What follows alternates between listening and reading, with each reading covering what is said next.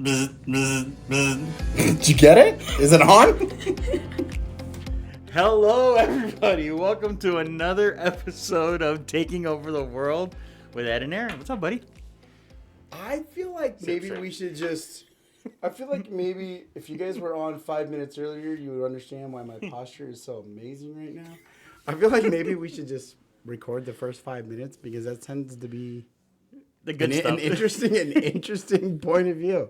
Well, we got to do like a behind the scenes because that's when we can start getting like trying to figure out what is going on in the world. I'm good, buddy. What's going on with you? Monday morning, new week. What's going on? Got a lot of things to do. So, like, it seems like the beginning of this week is super crazy with time. That's my topic for today. Yeah, it's super crazy. I got a bunch of things to do today that I have to get done today. I have tomorrow a bunch of things I got to do. Like, my week's already getting full. Which is a good thing. Is it? Well, it is, unless there's things in there that you can leverage out to help increase your productivity for the week. You know, that's one of those things we talked about ego a while ago, right? And I was having a conversation this morning with my coach, and I told him one of the things that I struggle with is like asking for help, right? And I was like, you know, we go about time blocking our day. We set up calendars, you know, like when you have kids, you know what time they go to school, when they get picked up, what sports they have, what fields they have. And, you know, in this day and age, you know, if you've got, 2-3 kids, it seems like every day of the week is like, okay, dropping one off there, picking one up there. Hopefully I get back to the right field to pick this one up, over here for this one, over here for this one. Like I joke with my wife sometimes, like I'll get home like on a Tuesday and I'll come straight in for work. And I know we've got softball practice at 5, baseball practice at 6:30. I'm not going to be back home till 9. I'll be like, okay, cool. See you in the morning. Have a good night. And it's funny because the point of me of saying it is like, I think sometimes we forget to ask for help, right? Like in our situation, our in-laws are just my in-laws, are monster help for getting kids around, and we're able to split our schedules and go in 3 different directions. But when you just said that, I was thinking about my schedule, and something I told my coach today, and he kind of busted my chops on it, was like, I made the comment, is like, yeah, I do this and I do this, and I always want to help people. Like if somebody has a question, I'm more willing to drop my stuff and go help somebody. But if I have an issue, unless I'm coming to you, because then I always ask for help from you, but it's like, if there's something else going, I let my ego get in the way. Like I don't want to ask for help getting something done. I just say, I'll figure it out. I'll get it done. Right? Because our ego gets in the way. It's like, oh, if we ask for help, that's a sign of weakness, right? Oh, you obviously can't handle it. Right. And so when I hear you talking about, like when you say, is my week being good a good thing or a bad thing? Well, it's good unless there's ways that, like in a partnership, we can do things for each other, or with team members, or, others. Like, hey, listen, if there's stuff like, if you're just going to pick up keys, and that's going to take you 45 minutes. Yeah, that's probably not a great use of your time. That's where you're taking over the world. Right. Right? Right. Yeah, that's what we're trying to do. Do we have 45 minutes to an hour in your week to give up to go pick up keys? In some situations, it might be more than picking up keys, like, building that relationship. But like sometimes it is literally an errand. Correct. An errand. Aaron. Yeah. Yeah, it's interesting because like today I came in and I'm like, okay, what do I have to do today? So I start playing out my calendar. Then I'm looking to all ready for what am I going to do tomorrow because I got to plan ahead because tomorrow's the networking day and stuff that we got to get done. Plus I have another Zoom meeting. I have 2 Zoom meetings right after that. So I'm like, okay, what am I going to do? And then it's like, wow, do I really, number one, have to jump on these? Are these really the best use of my time? And number 2, is it something that I really can spend the time on, or is it something I should just be done with and be like, okay, I don't need to do this today? So I don't know. Like, that's the thing is I think, I thought like I was looking this weekend for a planner because I know we got a planner the other day, and I use the online planner. And I'm like the worst because I can put everything on my calendar and my calendar looks phenomenal, so dude. Good. People look at my calendar like, oh my God, this guy's like together. Yep. He knows exactly what he's going to do every minute of every day. And it never works out that way. Dude, that is hilarious. It never works out that way. I mean, this was not our conversation today, right? But I mean, I had this, man. We got to zoom in, boom, boom, boom, bam. There it is, right? Like, we're color coordinated. I map my stuff out just like you're saying. But yet, when the day comes, there's some things on there that are non-negotiable in my mind, right? And why my brain decides which ones are non-negotiable and negotiable is beyond me. Trying to figure this thing out Who knows, Yeah. right? But like, I knew my coaching call was at 9 o'clock. That was a non-negotiable, right? Like I pushed 2 other phone calls this morning, like around it. And if you and I have a meeting, like I don't really miss any of our meetings that Right, we have, no. like because again, and maybe it's because like my coach, I'm scared of disappointing him, and to some level, probably a big level, I'm scared of disappointing you. Like be like, Right. hey, if he bones, like okay, this guy's unreliable, right? But then it's like, I know that like my 5x5 part of my day, like there's 5 items that I need to do 5 days a week, right? That's my 5x5. And there are times when I'll be like, it's okay. You know, like I didn't get to it, but I'm going to go walk the hallways and start a conversation down here, or I'm going to go get another drink or this or that, whatever it is. Like, why are we so negotiable with that stuff? But then it's like, there's certain stuff like we just won't negotiate with them. Like, so as we put my whole point was, I have my calendar laid out. Right. But there's like in my brain, I'm only thinking, I got to be on my coaching call. I got to be on the podcast. And I got to be at my son's football game by 5 o'clock today. Other than that, I mean, my calendar's full. But in my brain, I'm like, Everything's negotiable after everything's that. negotiable. But why? Well, see, that's one of the things that I was looking at is I saw a video of somebody today, and I hope I get this right. Yeah, you won't. I won't, but I'm gonna try. Let's put it together. So he created a quadrant, right? Okay. He created a Visualizing. visual. Right. Gotcha, He gotcha. did a straight line and a line across, Okay. a vertical line and a horizontal line, like 4 quadrants now, right? So he started with important, Okay. non-important, Okay. urgent, Okay. non-urgent. Okay. So if it's not important and not urgent, it doesn't get done. Right. If it's It's a bad quadrant to be in, by the way. Oh, that's horrible. I mean, I don't want to find myself in that quadrant. If it's important but not urgent, Okay. I'll get to it when I get to it. Yeah. If it's urgent And important. and non-important, Okay. then I have to get it done. Do I really have to get it done, or can it really wait? Is it really truly urgent? And then the urgent and important, it's his job to figure out what is truly urgent and what is truly important. So what he says is, I spend most of my day in that quadrant, and most of my day in that quadrant is fighting my assistant, because it's her job that everything that's important is urgent. But it's my job to figure out what truly is important and urgent, and what I can leverage out. So it's funny that you said you wanted to talk about this today, because I saw this and it came up wild. twice Yeah. on videos that I was watching. I was like, wow, I gotta like dive into this guy and see exactly how he divides it and what he considers. But those are really, it's a simple way. Yeah, for Is sure. it, No, is it makes it total non-urgent, sense. non-important, then why am I even bothered with this? But think about our day. A lot of our day, we choose to creatively avoid the urgent and important things and fill our day With non-important. non-important, non-urgencies. Like, hey, you guys want to go to lunch? What for? We're hungry. Like, okay, eating is important, not really urgent right now. Like, yeah, sure, let's go. Like, right? Like, and maybe that's a bad example of it, but it's No, like, but that's true, though. But like, I mean, you think about how many tasks that you like. If you looked at your calendar, it would be. And so this is what my coach challenged me to do. He's like, I want you to map out 30 days. He goes, I want you to map out your month. And what does that look like? Start identifying almost exactly what you said. And this was not rehearsed, guys. No, Like, this is not. Our style is off the cusp. It's just sometimes everything aligns, okay? Is that it is really cool that both aligns, because we should be able to plan out for the most part our next 30 days, right? Like, and again, there's always going to be stuff that, like you said, you got to plan out on Sundays. And I do like to take Sundays Right. as I'm sitting there and plan out the week. But it's like, to your important, urgency, non-important, non-urgency, things like, there are important things that happen every week, right? Right. Like, I know my kids go to school 5 days a week when they're not faking sick or being sick, right? Like, right? So I know that, like, I can't schedule anything from probably about 7 o'clock to 8 o'clock. Like, that's getting kids ready, doing all this stuff like that. But it's like, so there's some stuff that we can plan out 30 days. Like, for me, baseball practices, softball practices, soccer practices, baseball games, tournaments, like, that stuff's, it's on there. And for the most part, it's non-negotiable, because they got to be there. I'm the coach for most of it, and Right. you got to be there. But it's funny that you say that. It's like, we should be able to do that, and then, like, weekly be able to go in and fill out what our week looks like and decide perfectly, like you said, important, non-important, urgent, non-urgent, and no. And I think like that's where I get anxiety sometimes. I look at the counter, I'm like, oh man, this looks so great. I don't know if I can do any of it though.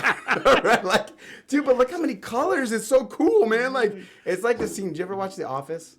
Yes. Dude, it's the scene right out of there when Michael's about to file bankruptcy and Oscar's like showing him the presentation. And Michael, like at the end of it, Michael's like, dude, that's so cool how you got my name on the top. like, that's like my calendar. That is so cool. Like here's it all. Here's my structure. Like, here's the plan to getting 2 escrows today. Man, that's so cool that you have 4 different colors on your calendar. So what would you say is the number one job we have every day? Oh, breathe. No, come on. In our business, not in life. Because of course, being a father, is that I would say not giving it too much overthinking. Right? If you said, what is your most important task to do every day, is to continue to build and satisfy or continue relationships. Everything I do is based on relationships. Lead generate. That's the number one job. Because without leads, you can't build relationship. Without relationships, you have no business. All right, got me. Set me up, knock me down. So the number one thing we have to do is lead generate, right? Regardless of what business, regardless of whatever you want to call it. It's go find clients. Right. Yeah, it's not just real estate. It can be insurance. Whether it's insurance, whether it's, it's funny. This is a story, and hopefully the person that we both know from our networking group doesn't hear this. Uh-oh. But if he does, it's just testament to just shows what it is. I referred a client to him, and he forgot to call. So he ended up calling the person I referred the day before my guy needed to have insurance. Well, now you just gave away the category. I know. I'm sorry. So he called him, and he was spot on. He was like, look, dude, it's my fault. Took total accountability. I forgot. I should have called you sooner. I didn't, but can I help you? And my guy was like, yeah, the only problem is I need a quote today because tomorrow it's going to cost me an extra $1,000 Sure. if I don't have an answer today. Yeah. So the guy's like, don't worry about it. I'm on it. And we know the guy. I mean, Right. he's spot on. Like he jumped on it. He did it real quick. Good. He came up with the answers. He called the guy back. He goes, hey, which is where you talk about value, right? So he came into this and said, hey, let me explain this.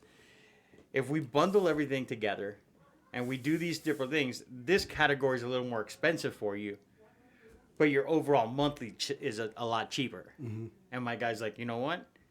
That's all that matters. Like right. At the end of the day, my monthly is going to go down by $300. This category is going up $1,000, but overall it's $300 less. So it's $3,600 less a year. It's a little more of a cash flow savings opportunity. But it only cost me an extra $1,000 to save $3,600. I'll do it all day long. Trade it all day. So he did it. Our guy took care of him. Woo-hoo! Thank God. I like when a story comes back around. Yeah. Gotta love a happy ending. No. And my guy called me and he was like, hey, dude, this guy was spot on. He took accountability. He understood that he made a mistake. But it's that thing is, did he get the referral from me on a day that he was busy? Sure. With important and urgent stuff. Oh, here it comes full circle. Was it non-urgent, not important, and he just let drop the ball? Yeah. Because we all do it. Like I drop the ball all the time. For sure. Like it happens to me all the time in business. So is that what he did? And then now he realized he had to circle back around. But what I love about the whole story is, number one, he took care of my boy and took care of him, and he was able to save him money. That's number one. Right. But number two, which is equally as important to me, is he didn't say, hey, I just got your referral. Yeah. He was like, nope, my bad. I should have called you. I should have done this. I didn't do it. I apologize. Let's move forward and let me see what I can do to help. Well, it's interesting. First of all, full disclaimer, you do not drop the ball as often as you made it sound like. You're pretty No, I'm pretty good, but I can't let that go unnoticed. But to your point is that at some point in people's lives, like you have to grow up. Right. Right? And I think when you're younger, maybe it's the high school days, the college days, maybe even earlier than that, right? Lying seems like the obvious answer, right? Like women, like, did you do your homework? Yes. Right? And meanwhile, like your kids or someone's like, I have no clue what homework we're even talking about, right? And like when you're young and stuff like that, like, I mean, we'll catch the kids and little ones all day. It's like, why?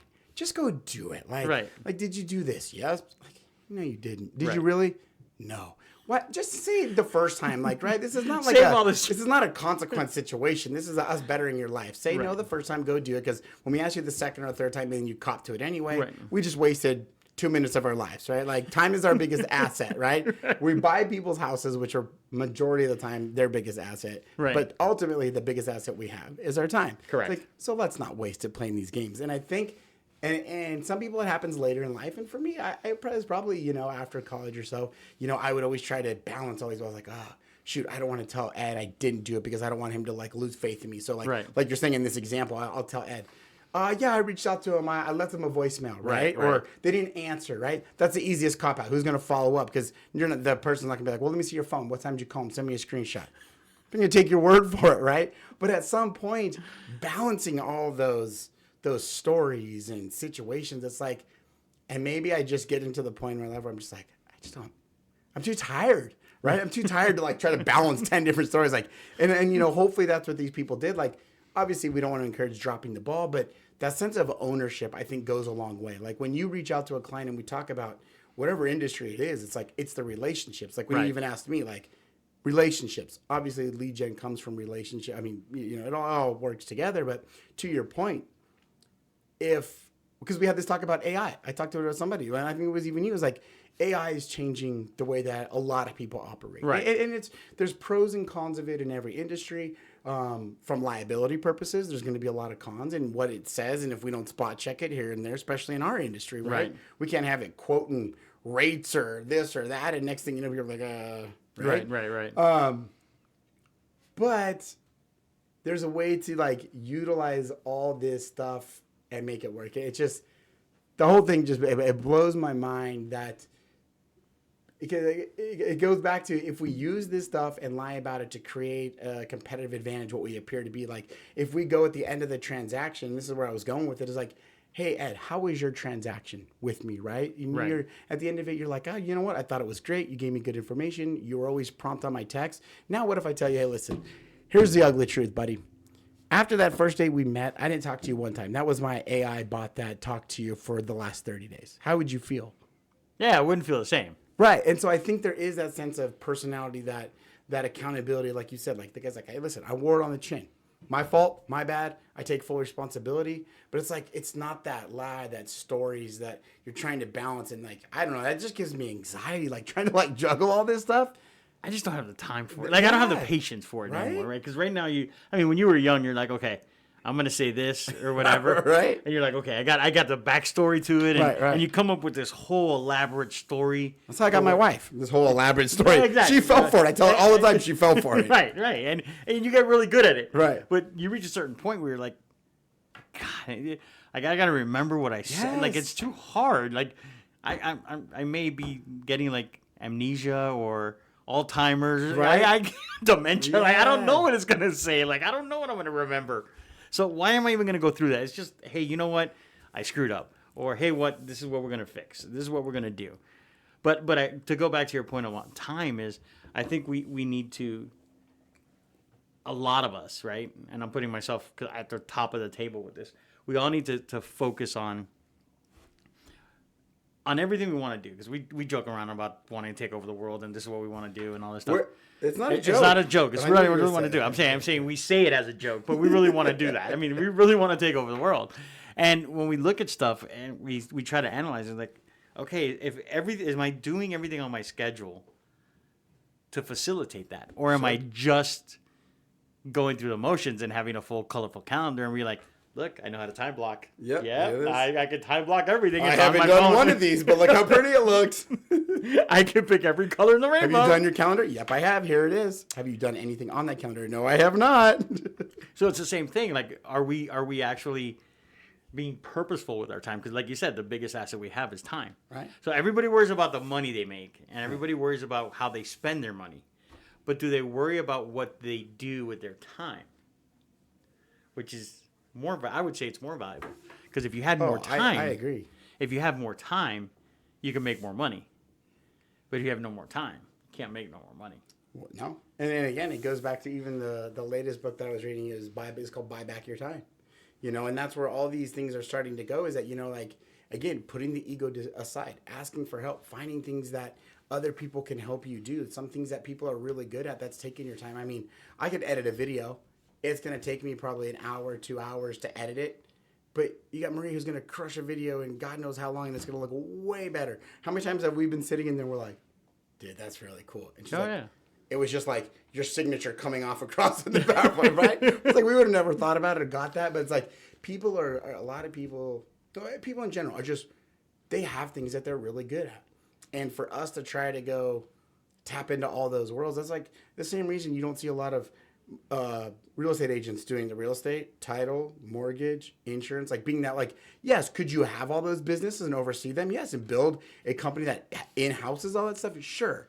But I mean, if you had to be the real estate agent, the title rep, the insurance rep, the lender, rep, like how would you even keep all that together in mind? Like, you're juggling so many balls. It's like, yes, I can have those companies, but, Gabby's going to be my title rep. Marie's going to be this. Mercy's going to be this. Jennifer's going to be this. And now you're all still headed in the right direction. It's still all in-house, but your time is so much, more useful. So then how do you get effective doing that? Like, how do you start leveraging? It goes back to your cross. Just a different cross. Go to hope and a prayer is the new strategy. Oh, that's it. Right? They used to always say hope is not a strategy. Well, it's praying, because sometimes that's what we got. Yeah. But see, that's the thing is like, okay, so what do you, so then it comes down to, and it's crazy because now this time of year is when everybody's going into their business planning and everybody's going into, okay, we're getting ready for next year, because really what we do now is really affecting the beginning of next year already, because we're almost done with this year. We still have some time to do stuff, but pretty much you're planning for ahead, right? So, and I love this time of year because this is when everybody in the business says, okay, this is what I'm going to do different next year. Oh, for sure. And I'm going to do this, and I'm going to do that, and I promise. New Year's resolutions are already starting to take place. I'm going to go to the gym January 1st. I just need to be a gym owner from January to March. There you go. That's it. And then just close the gym down after that. Because they make all their money January to March. And it's funny, though, because you're right. Everybody starts game planning for a future, and you should be planning ahead. But, I was having a conversation with somebody the other day, and it's like, why is now not the best time to buy? I mean, forget about the market statistics, trend, like interest rates. I'm not even talking about that. But it's like holidays. Everyone's like, oh, they're so worried people are saving. I'm like, okay, but holidays, and hear me out, are going to put us in somewhat of a mind frame like COVID, okay? And hear me out, right? In COVID, everybody was at home way more than they were used to. Right. So what did they start doing to their house? They started fixing it up. They started fixing it up. They started dissecting it. This is what I like. This is what I don't like. My house is the worst. Like, first world problems. First of all, you have a house. Correct. Right? Like, I tell my kids that all the time. Like, well, what if I do this, what am I going to get? You can continue to eat the food that we buy, like, live under our roof. Like, do you want me to count the stuff? Because we're pretty fortunate of the life. Let me give you my value proposition. Yeah, right? Like, because the alternative, trust me, is not very nice. Right. Okay? But going into that, I think the holidays, people start to get into the same mindset. Because now that we got, I think October is when it starts. People start cleaning up the outside of their homes. Halloween's coming. They want to decorate a little bit, right? They start looking at, I wish I had more of this. I could decorate that, right? Whatever. Then we get into Thanksgiving. The biggest part about Thanksgiving is not just wearing sweatpants when you eat, is all the food, right? All the football. All the football. All the football. All the food. I like to eat. I like to eat my food. By the way, hear me out. I'm going on record right now. Thanksgiving is the most underrated holiday of all time. It is the most underrated holiday of all time. I'll give you that one.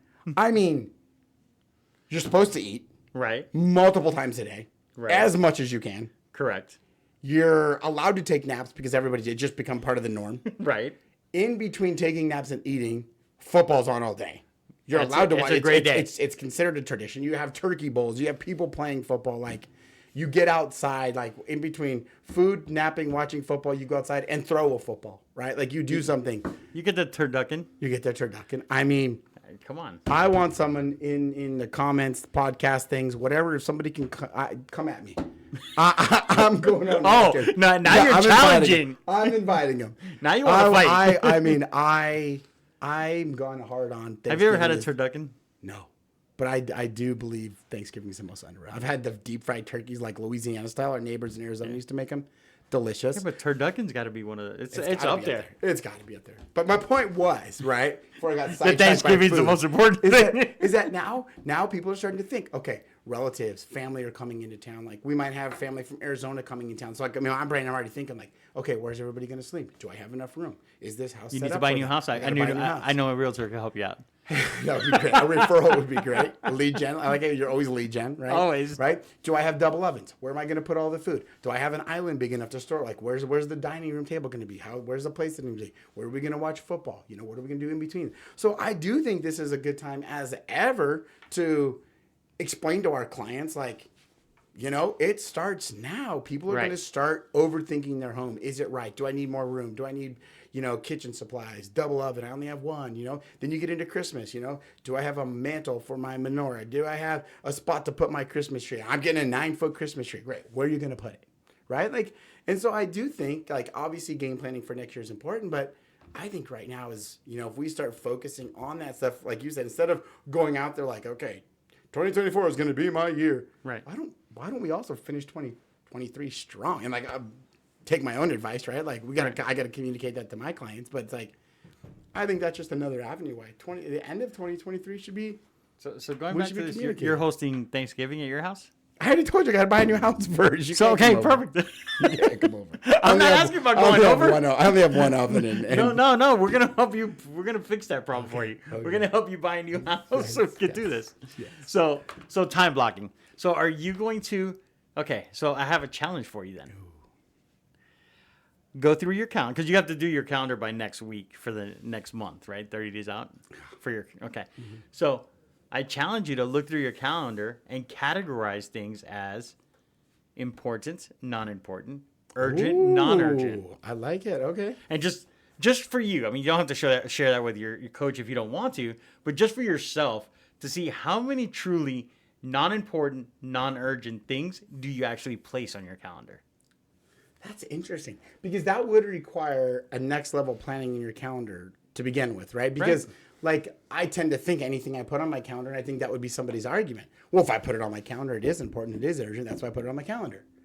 But what people are not putting on their calendar are, okay, after this, I have a phone call. And it's an important phone call, but it's definitely not urgent. Right. Right? Like, I had a phone call right before we got on this. Important, not urgent.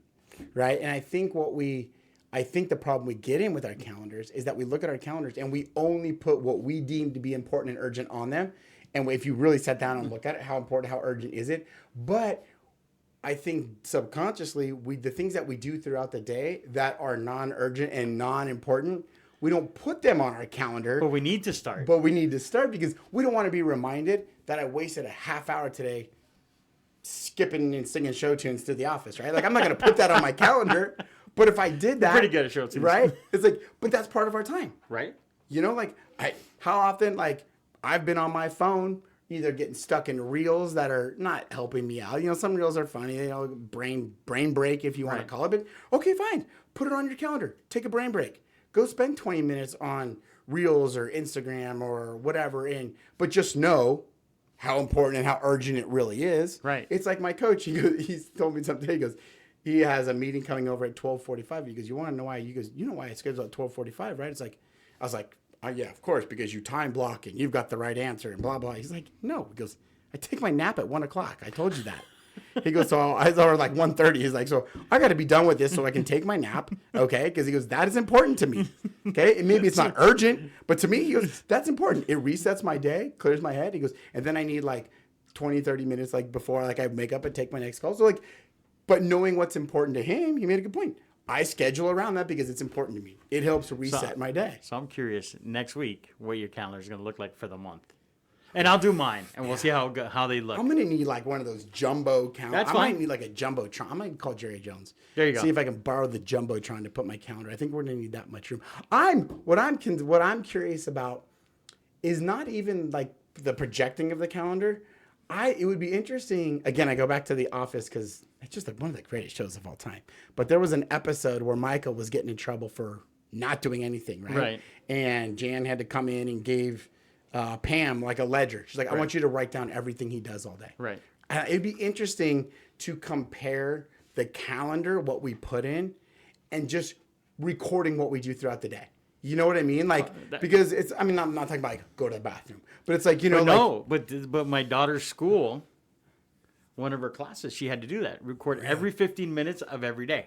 And be interested to see then going back and looking at the calendar too. Like, I agree with you the first way, like project it out, but then adding like, it's almost like a budget versus actual, right? Like everybody has a budget for the month. Your pro forma. Actual, right? Like your pro forma and your actual income. Yeah, I was only supposed to spend $5,000 this month. I spent $7,000.